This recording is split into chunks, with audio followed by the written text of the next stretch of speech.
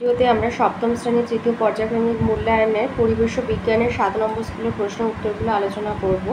তো প্রথমে আছে ফিজিক্যাল সায়েন্স। একের আয়তে আছে সূচিচিত্র ক্যামেরায় আলোর কোন বৈশিষ্ট্য ব্যবহার করা হয়? আলো সরল রেখায় চলাচল করে, এই বৈশিষ্ট্য ব্যবহার করা হয়। 2 ফারেনহাইট স্কেলে জলের স্ফুটনাঙ্ক 212 ডিগ্রি ফারেনহাইট। 3 একটা ছবি দিয়ে বলেছে প্রদত্ত চিত্রের সরণ হবে এ বি, মানে এ বিন্দু থেকে এইভাবে যাচ্ছে, তো সরণ এ বি। 4 দিয়েছে ধাতব অক্সাইডের সংকেত MO হলে ধাতব সালফেটের সংকেতটি হবে MSO4। 5 বলেছে সমবেগে গতিশীল বস্তুর ত্বরণ কি হবে? 0। 6 ভিনিগারের রাসায়নিক নাম অ্যাসিটিক অ্যাসিড। 7 একটি দ্রবণের pH 4, দ্রবণের প্রকৃতি হবে আম্লিক।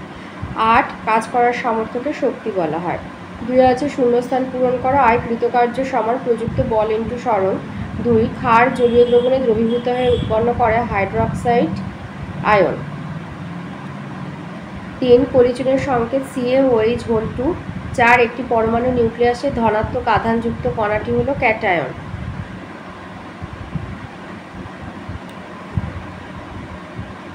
এটা ক্যাটায়ন হবে না, পরমাণু নিউক্লিয়াসে বলেছে ধনাত্মক আধানযুক্ত কণাটা হলো প্রোটন। এটা ভুল হয়েছে, এটা ধনাত্মক আধানযুক্ত কণা হলো প্রোটন আর নিউট্রন হচ্ছে তড়িৎবিহীন, কোনো আধান নেই। 5 দিয়েছে অ্যামোনিয়াম ফসফেটের সংকেত NH4 PO4।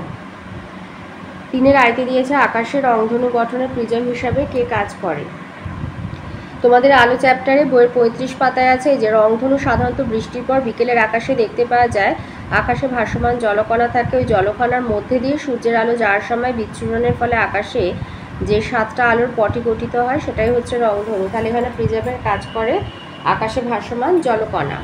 2 দিয়েছে এসআইতে তাপের একক হলো জুল। 3 কোন পরমাণু নিউক্লিয়াসে নিউট্রন থাকে না? হাইড্রোজেন। 4 অ্যালুমিনিয়াম কার্বনেটের সংকেত হচ্ছে Al2CO3 5 দিয়েছে সাবান কি?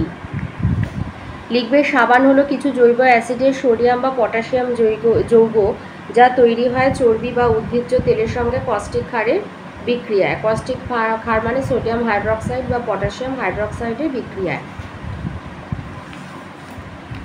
6 দিয়েছে নিউটন আর ডাইনের মধ্যে সম্পর্ক হচ্ছে 1 নিউটন সমান 10⁵ ডাইন। 7 দিয়েছে পলিথিনের মনোমারটি লেখো। তো পলিথিনের মনোমার লিখবে যে এই পলিথিন হচ্ছে ইথিলিনের অনেক অণু জুড়ে তৈরি হয়, তাহলে মনোমার হচ্ছে C2H4। তাহলে পলিথিনের মনোমার লিখবে ইথিলিন C2H4। 8 দিয়েছে থার্মোপ্লাস্টিক পলিমার কি? লিখবে যে সমস্ত বলছে যে লিখবে এইটা লিখবে থার্মোপ্লাস্টিক, যে এক ধরনের প্লাস্টিক নরম, তাদের আকৃতি তাপ দিয়ে বা অন্যভাবে পাল্টানো যায়, তাদের গলানো যায়, বাঁকানো যায়, এদেরকে এই ধরনের প্লাস্টিককে থার্মোপ্লাস্টিক বলা হয়। যেমন হচ্ছে PVC। 4 আয়তে আছে 50 ডিগ্রি সেলসিয়াস ফারেনহাইটকে 50 ডিগ্রি সেলসিয়াসকে ফারেনহাইট স্কেলে রূপান্তরিত করো। তো লিখবে আমরা জানি C/5 সমান F-32/9, তো এখানে C 50, তাহলে যেখানে C লেখা আছে 50, 50/5 সমান F-32/9, মানে 50কে 5 দিয়ে ভাগ করলে 10। 10-এর নিচে কেউ নেই মানে 1 ধরে নেবে। এবার কোনাকুনি গুণ হচ্ছে, তাহলে 10 আর 9 গুণ করে 90, আর F1 আর F-32 গুণ করে এখানে এটা লিখলে, তাহলে F সমান হচ্ছে 122 ডিগ্রি। তাহলে 50 ডিগ্রি সেলসিয়াস মানে 122 ডিগ্রি ফারেনহাইট। আচ্ছা, এটা এইভাবে না লিখে লিখবে 50 ডিগ্রি সেলসিয়াস সমান 122 ডিগ্রি ফারেনহাইট হবে। 3 দিয়েছে ইউভি রশ্মির ক্ষতিকর প্রভাবটি লেখো। ইউভি রশ্মির ক্ষতিকর প্রভাব হচ্ছে, ইউভি রশ্মি মানে আলট্রাভায়োলেট লাইট ইংরাজিতে বলে, বাংলায় হচ্ছে অতিবেগুনি আলো। সরাসরি চোখে পড়লে চোখের লেন্সের ক্ষতি হয়, চোখের মধ্যে যে আলোক সংবেদী স্তর বা রেটিনা আছে তারও ক্ষতি করে। এছাড়া চামড়ার সূর্যালোকের অতিবেগুনি রশ্মি পড়লে চামড়ার ক্যান্সার হতে পারে। 3 দিয়েছে একটা স্কুটারের বেগ 15 মিটার পার সেকেন্ড ছিল, 15 সেকেন্ড পরে তার গতিবেগ হলো 35 মিটার পার সেকেন্ড। স্কুটারটির ত্বরণ কত? তাহলে আমরা জানি ত্বরণ A সমান V - U/T। তো প্রাথমিক বেগ U হচ্ছে 15, অন্তিম বেগ ভি হচ্ছে 35 মিটার পার সেকেন্ড লিখতে পারো,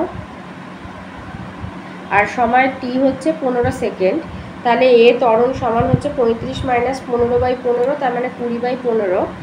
তো এটাকে যদি 5 দিয়ে কাটো 4/3 হবে, তো 4/3 মানে 1.33 মিটার পার সেকেন্ড স্কোয়ার।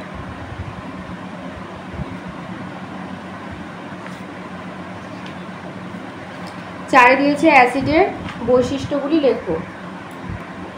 এইগুলোই হচ্ছে অ্যাসিডের বৈশিষ্ট্য, যেটা অ্যাসিড হচ্ছে স্বাদে টক হয়, অ্যাসিড জলে ভেজানো নীল লিটমাসকে লাল করে, আর অ্যাসিড জলীয় দ্রবণে হাইড্রোজেন আয়ন উৎপন্ন করে। এটাই হচ্ছে অ্যাসিডের বৈশিষ্ট্য। 5-এ দিয়েছে ত্বরণের এককের সময় কথাটা দুবার থাকে কেন? ত্বরণের এককে প্রতি সেকেন্ড কথাটি দুবার ব্যবহৃত হয় কেন? সংজ্ঞানুসারে বস্তুকণা ত্বরণ সমান বেগের বৃদ্ধি বাই সময়। সুতরাং ত্বরণের একক সমান বেগের একক বাই সময়ের একক। তাহলে বেগের একক মানে হচ্ছে সরণের একক বাই সময়ের একক ইন্টু 1 বাই সময়ের একক। যেহেতু বেগ সমান হচ্ছে সরণ বাই সময়, তাই সরণের একক বাই সময়ের একক স্কোয়ার। সুতরাং ত্বরণের এককে প্রতি সেকেন্ড কথাটি দুবার ব্যবহৃত হয়, একবার বেগ বোঝাবার জন্য, অন্যবার বেগ পরিবর্তনের হার বোঝাবার জন্য। 5-এর আয়তে আসি। 5-এর আয়ের এতে আছে দুটো প্রশ্ন। বলেছে জলের বাষ্পীভবনের লিনতাপ কত? এই যে 1 গ্রাম জলকে 1 গ্রাম বাষ্পে পরিণত করতে 537 ক্যালোরি তাপ প্রয়োগ করতে হয়। তাহলে জলের বাষ্পীভবনের লিনতাপ হচ্ছে 537 ক্যালোরি। বিতে রয়েছে গ্রীষ্মকালে মাটির তৈরি পাত্রের মধ্যে জল ঠান্ডা থাকে কেন? এটা লিখবে যে মাটির কলসির জল ঠান্ডা থাকে, আসলে মাটির কলসির গায়ে অসংখ্য ক্ষুদ্র ক্ষুদ্র ছিদ্র থাকে। ওই ছিদ্রগুলো দিয়ে সামান্য পরিমাণ জল কলসির বাইরে বেরিয়ে আসে, তখন তার বাষ্পীভবন ঘটে, ফলে দরকার হয় লিনতাপের। ওই বেরিয়ে আসা জল তখন কলসি আর কলসির ভেতরে থাকা জল থেকে প্রয়োজনীয় লিনতাপ সংগ্রহ করে, ফলে কলসি আর কলসির জল তাপ হারিয়ে ঠান্ডা হয়ে পড়ে, তাই মাটির কলসির জল ঠান্ডা থাকে। ডবল আয়ের এতে বলেছে আলোকরশ্মি প্রতিফলকের ওপর লম্বভাবে পড়লে প্রতিফলন কোণের মান কত হবে? 0 ডিগ্রি। বিতে দিয়েছে সিনেমার পর্দা সাদা এবং অমসৃণ করা হয় কেন?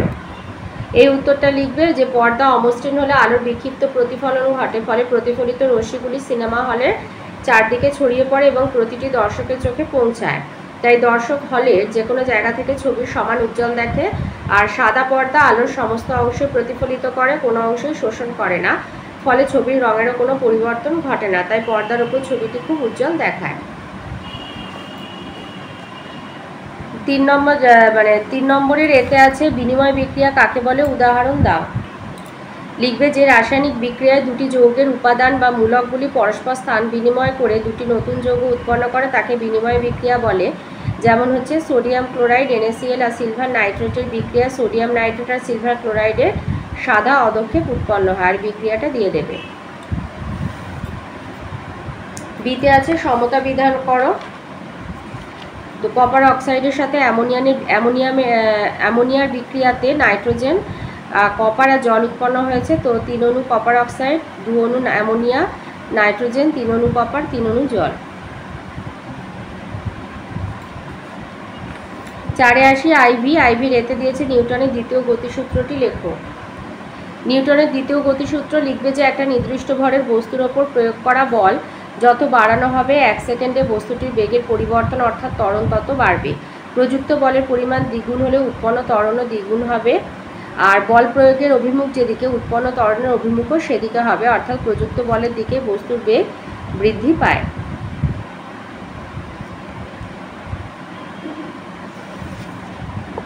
বিতে দিয়েছে সমগতিসম্পন্ন একটি ভারী ট্রাক এবং একটি হালকা ট্রাকের মধ্যে কার ভরবেগ বেশি হবে এবং কেন? নির্দিষ্ট বেগে গতিশীল বস্তুর থেকে ভর বিযুক্ত হলে, মানে ভর যদি কমিয়ে দেওয়া হয় তাহলে ভরবেগ হ্রাস পায়, আর ভর যুক্ত হলে ভরবেগ বৃদ্ধি পায়। যেহেতু এক্ষেত্রে মানে ভারী ট্রাকটিতে মালপাট বেশি আছে, তো সেই জন্য সমগতিসম্পন্ন ভারী ট্রাকটির ভরবেগ বেশি হবে। ভিতে এতে বলেছে একটি ধনাত্মক আধানের নাম লেখো। পটাশিয়াম লিখতে পারো, সোডিয়াম লিখতে পারো, বা এই যে ক্যালসিয়াম। বিতে দিয়েছে Ca2+ আয়নে ইলেকট্রন প্রোটন নিউট্রনের সংখ্যা কত? ক্যালসিয়ামের পারমাণবিক সংখ্যা 20, ভর সংখ্যা 40। তাহলে প্রোটন হবে 20টা, নিউট্রনও 20টা, যেহেতু 2+ তাই জন্য ইলেকট্রন হবে 18টা, মানে দুটো কম হবে। এবার আসি লাইফ সায়েন্সে। 1-এর আইতে দিয়েছে একটি অতি বৈচিত্র্যের দেশ হলো ভারত। 2 বলেছে যে বস্তু দেহে অ্যালার্জি সৃষ্টি করে তাকে অ্যালার্জেন বলা হয়। 3 হচ্ছে হিমোগ্লোবিন প্রোটিন শ্বাসবায়ু পরিবহনে সাহায্য করে। 4 দিয়েছে গ্যালাপাগোস দ্বীপপুঞ্জের বিখ্যাত প্রাণীটি হলো কচ্ছপ। 5 দিয়েছে বর্ষার জল নানা ঢাল বেয়ে নেমে একসঙ্গে মিলে নদীর জন্ম দেয়। 2 দাগে আসি। 2 আইতে বলেছে কোলাজেন প্রোটিন থাকে না পেশিতে। 3 ব্ল্যাক ফুড রোগের কারণ হচ্ছে আর্সেনিক পদার্থ বা আর্সেনিকের দূষণ বলতে পারো। 3 হচ্ছে রিকেট রোগটি হয় ভিটামিন ডির অভাবে। 4 দুধে যে ধরনের শর্করা থাকে সেটি হচ্ছে ল্যাকটোজ। 5 শব্দের প্রাবল্য কমাতে পারে, এরূপ একটি গাছ হবে বেল। বেল ছাতি মেরা শব্দের প্রাবল্য কমায়। 3 আছে সত্য অথবা মিথ্যা নিরূপণ করতে বলেছে। আইতে দিয়েছে ম্যালেরিয়া রোগের জন্য দায়ী ব্যাকটেরিয়া হচ্ছে প্লাজমোডিয়াম ভাইভাক্স, সেটা মিথ্যা। 2 বলেছে ডেঙ্গির মশা দিনের বেলা বেরোয়, সত্য। এই যে আদ্যপ্রাণী ঘটিত রোগ হচ্ছে অ্যামিবিয়াসিস, জিয়ারডিয়াসিস, ম্যালেরিয়া। তাহলে ম্যালেরিয়া হচ্ছে কালাজ্বর, এগুলো হলো আদ্যপ্রাণী ঘটিত রোগ। মানে ম্যালেরিয়ার যে জীবাণু সেটা হচ্ছে একটা আদ্যপ্রাণী বা প্রোটোজোয়া আর কি। কালাজ্বর যেটা বালিমাছি বাহিত হয় তার জীবাণুটাও হচ্ছে আদ্যপ্রাণী, একটা আদ্যপ্রাণী বা প্রোটোজোয়া। তাহলে এটা ব্যাকটেরিয়া বলছে, তাই এটা মিথ্যা। 2 দিয়েছে ডেঙ্গির মশা দিনের বেলা বেরোয়, এটা সত্য। 3 দিয়েছে একটি ম্যানগ্রোভ উদ্ভিদ হলো পাইন, মিথ্যা। 4 বলেছে ম্যালেরিয়া রোগের ওষুধ আবিষ্কার করেন রোনাল্ড রস, তিনি জীবাণু আবিষ্কার করেছিলেন, তাই এটা মিথ্যা।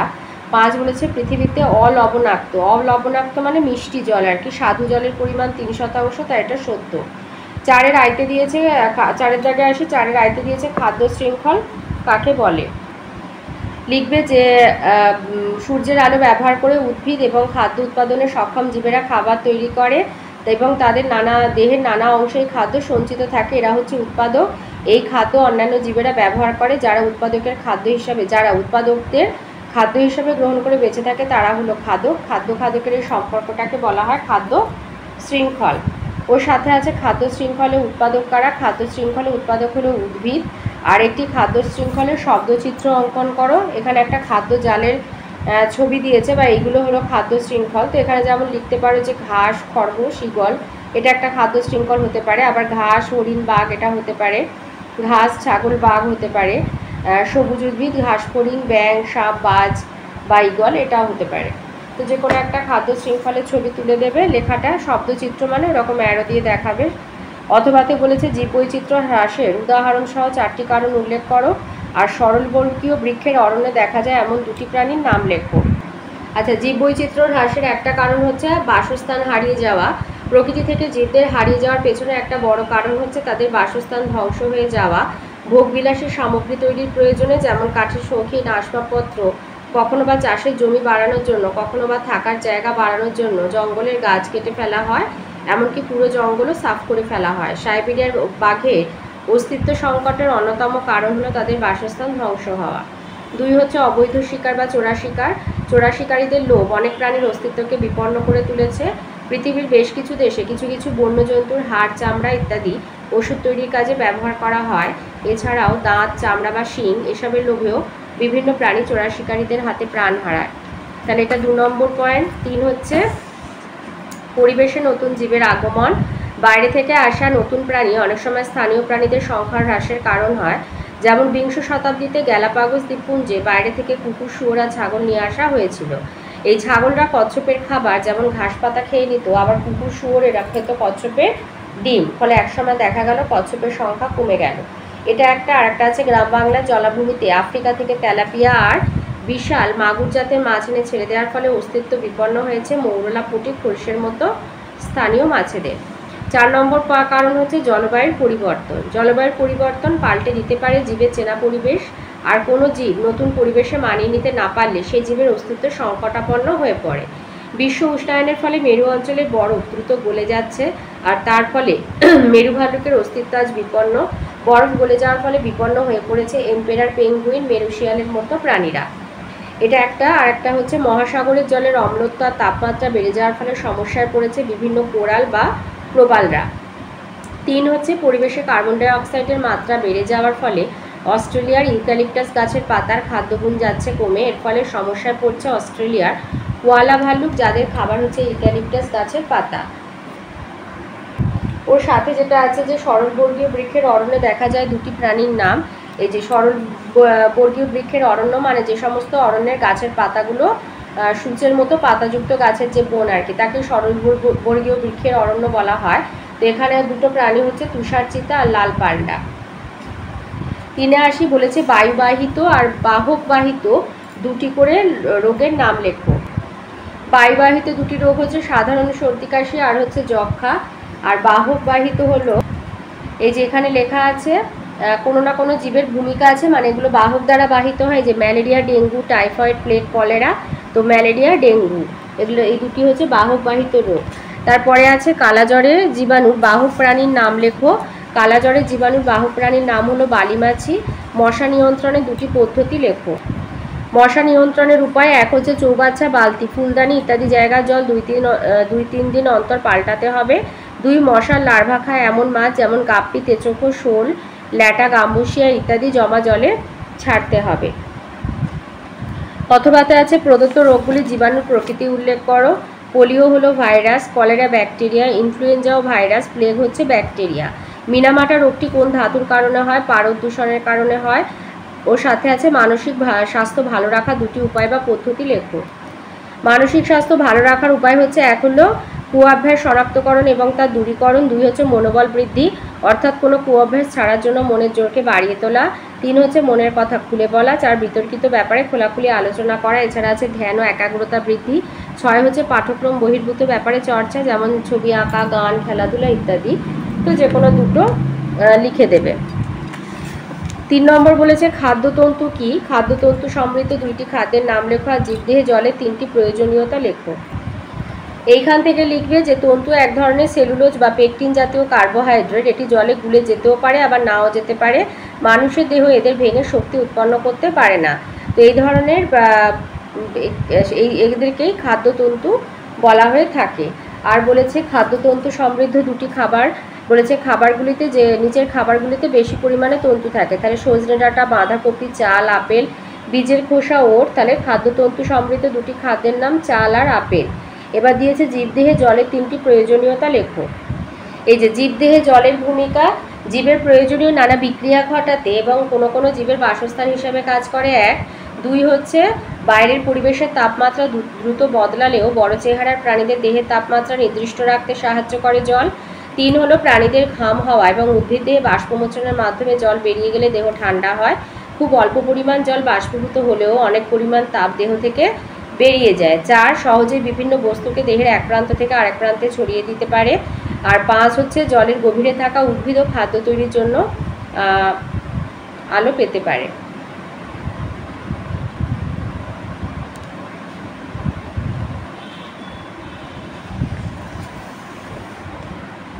অথবাতে দিয়েছে উদ্ভিদ খাদ্য তৈরির সময় প্রয়োজনীয় উপাদানগুলি কি কি। উদ্ভিদের খাদ্য তৈরির সময় প্রয়োজনীয় উপাদানগুলো এই যে ছকটায় লেখো। এই যে গাছ খাবার তৈরি কোথায় হয়? পাতায়। খাবার তৈরি করতে কি লাগে? সূর্যের আলো, সবুজ গাছের ক্লোরোফিল কণা, জল আর কার্বন ডাই অক্সাইড লাগে। ওর সাথে রয়েছে জলে দ্রাব্য ভিটামিনের একটি করে উৎস আর অভাবজনিত রোগের নাম লেখো। আচ্ছা, এটা দিয়েছে জলে দ্রাব্য ভিটামিনের একটি করে উৎস। তাহলে জলে দ্রাব্য ভিটামিনের নাম হচ্ছে ভিটামিন সি আর ভিটামিন বি কমপ্লেক্স। এই যে খাদ্যের উৎস: ভিটামিন সি হচ্ছে লেবু জাতীয় ফল, অঙ্কুরিত বীজ, কাঁচা লঙ্কা, টমেটো, পেয়ারা। আর ভিটামিন বি কমপ্লেক্স হচ্ছে দানা শস্য, বাঁধাকপি, মূলো শাক, ছোটো মাছ, কাঁচা লঙ্কা। আর এদের অভাবজনিত রোগ হচ্ছে বি কমপ্লেক্সের ফলে অভাবজনিত রোগ: ঠোঁট ফেটে যাওয়া, চোখের নিচে নখ ফ্যাকাশে হয়ে যাওয়া, স্নায়ুর দুর্বলতা, অ্যানিমিয়া, পাতলা পায়খানা, স্মৃতিভ্রংশ হওয়া। আর ভিটামিন সির অভাবজনিত রোগ হচ্ছে মাড়ি থেকে রক্ত পড়া, দাঁত পড়ে যাওয়া। এর সাথে আছে অ্যানিমিয়ার ম্যারাসমাস কিসের অভাবে হয়? তো অ্যানিমিয়া দেখলে ভিটামিন বি কমপ্লেক্সের অভাবে হয়। এছাড়াও অ্যানিমিয়া কিন্তু আয়রনের অভাবজনিত একটা রোগ। আয়রন হলো খনিজ মৌল, তো আয়রনের অভাবেও কিন্তু অ্যানিমিয়া হয়। তাহলে অ্যানিমিয়া রোগ কিসের অভাবে হয়? ভিটামিন বি কমপ্লেক্স এবং আয়রনের অভাবে অ্যানিমিয়া হয়। আর ম্যারাসমাস হচ্ছে খাদ্যে প্রোটিন এবং শক্তির অভাব ঘটলে ম্যারাসমাস 1 বছরের কম বয়স্ক শিশুদের ম্যারাসমাস রোগ হয়। এটা একটা অপুষ্টিজনিত রোগ।